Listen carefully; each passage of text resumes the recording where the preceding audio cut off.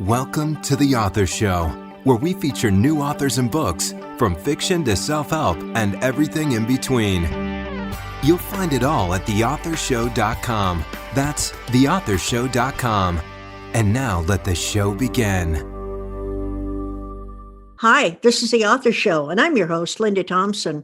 Based on her family pets, A.L. Taylor has written Smokey and the Mystery of Rabbitina, a delightful children's book that involves a bit of mystery. Anytime a cat is involved, I'm excited, and Anna joins us to share more about Smokey the horse and Portia the cat. Anna joins us from Ipswich, Suffolk, UK. Anna, welcome to The Author Show. Oh, well, thank you for having me. Anna, will you please give us a quick overview of Smokey and the Mystery of Rabbitina? Yes, of course. When a 10-foot-tall white rabbit with big floppy ears called Snowball arrives in the garden, Portia is kidnapped, and within a short time, Smokey is grabbed by his ears and carried away too. He soon discovers why he and Portia have been transported to the Island of Rabbitina. The island is sinking, and all the rabbits need to be rescued. How will Smokey save them? Wow, that is a very interesting beginning. So where did the idea for Smokey and the Mystery of Rabbitina generate? I have been very lucky. I was able to travel all over the world, and the idea is generated many years ago, but Smokey and the Mystery of Rabbitina sort of came from when I visited Molokai and actually having a New Zealand white rabbit that I owned called Snowball. And I loved him so much that I thought, what with Smokey and the other animals that I had, I thought, well, I must generate a story of some sort. And that's exactly what I did. And Smokey and the Mystery of Rabbitina really that came to fruition. Okay, for the uneducated of us, what or where is Rabbitina? Rabbitina is an imaginary island, which I created. And of course, Molokai in Hawaii is sort of the inspiration from where it sort of actually came from. And so that is Rabbitina, and Rabbitina is where all the animals live and where the rabbits live. And that's where the magical adventures begin. I believe that Smokey and Portia are modeled after real animals. Were they your pets? Yes, they were. Smokey actually was a white Welsh Mountain Pony who we had for 30 years. And Portia was a white Persian chinchilla cat that we had. And so the two of them were great friends. And it seemed the most logical thing to put them together in a story. So that's why they both appear in Smokey and the Mystery of Rabbitina. Did you write your book for any specific age group of readers? Yes, I wrote it for 5 to 7-year-old. What sets Smokey and the Mystery of Rabbitina apart from other children's books? I think because they are real animals, and the story that I wrote, it's not just a story that they can read. They can actually meet the animals on YouTube. So if they want to read the story, they can then go to the Adventures of Smokey and Friends YouTube channel and they can actually see them. And this is basically what's happened with all the other books that I've written regarding this series. And they can interact with the website and the games. And I suppose that's a little bit of the difference that I've tried to incorporate with the books. Very interesting. So when you go to the YouTube channel, are Smokey and Friends actual animals, or are they also illustrations animated? The animals are the actual animals, and they've been illustrated. And so that's what I tried to do when I wrote the stories. You can actually see the pictures in the book, and then you can go to the YouTube channel and you can meet them and see them. What a delightful idea. And as you mentioned, you've written 3 other Smokey and Friends books so far. How many do you have planned for him? Oh, gosh. Well, the series is endless. I've actually written Smokey and the Disappearing Fish and Smokey and the Secret of Christmas Magic and obviously Smokey and the Mystery of Rabbitina. And I do have a new one that I have just written, which is lovely and a little bit longer and very exciting. But whether Smokey can solve the mystery, I have to find out. Well, would you please share a little bit about the other 2 Smokey books that you've already published? Yes, well, Smokey and the Secret of Christmas Magic is a lovely story, and that features Niagara Falls. And why does it feature Niagara Falls? It features Niagara Falls because I lived in America for many years, and I wanted to bring in Portia again for that because I wanted her to disappear within the falls and see whether Smokey and Balou could actually save her. Whether they do, you'll have to find out. And the same with Smokey and the Disappearing Fish. Smokey is suddenly caught up with all the fish disappearing, and he has to find out why they are. But who's the culprit? Can Balou help them? Can Portia help them? You'll have to find out. Well, you're leaving us with all sorts of cliffhangers here. So, when you first considered writing a children's book, did you think that any other author may have influenced your style? Oh gosh, there are many authors that I actually love, and there's always been animal stories that I've loved. I suppose actually I have to say Anna Sewell, who wrote Black Beauty, and I loved that story. And I've read it over and over again, and certainly Beatrix Potter. I think those two probably were the predominant ones that influenced me most. I really enjoyed touring your website and found that you have a page titled Games. Please share a bit about the interactive games that we find on this page. Well, that's a lovely area to go to on the Adventures of Smokey and Friends website. And you can go there. Once you've read the books, you can go there and you can participate and you can learn. You can do memory games, you can colouring. And of course, all those games interact with the books that you've read. And they are very well received and children absolutely love them. And I've had many children writing to me saying, oh, we do love this. When's the next story? Please continue with the games, because it helps us understand the story far more. They become very engrossed with the story. So that's why that particular area was formed on the website.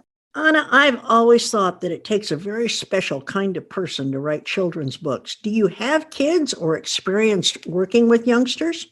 I do. I don't have children myself, but many years ago I did when I was in London. And there's a story there about Smokey, how he helped a little boy wear his glasses. And that is a story that I have told over and over again about Smokey.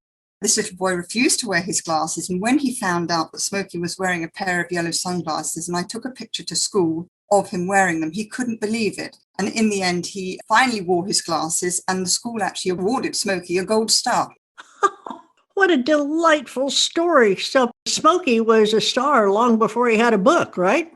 Smokey was pretty well known in Suffolk. He used to wear his sunglasses all the time, and he helped numerous children. And I can't tell you, over the years, hundreds and hundreds have been helped by his sheer inspiration and determination. And that's the way he was. He was very intelligent and he liked to spend time. He always listened. So really, that's why the stories were created, because of him. It sounds like Smokey could have been what we think of today as the companion animals or the support animal. Would you say that that's what Smokey represented?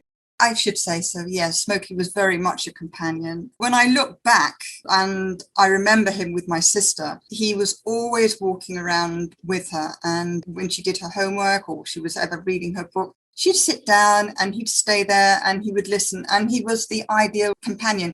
And that's why I've incorporated animals, because children love animals and they learn with animals. And it's a great way of learning. Absolutely. Now I want to know, Anna, did you always have an idea that you wanted to be an author, particularly of children's books?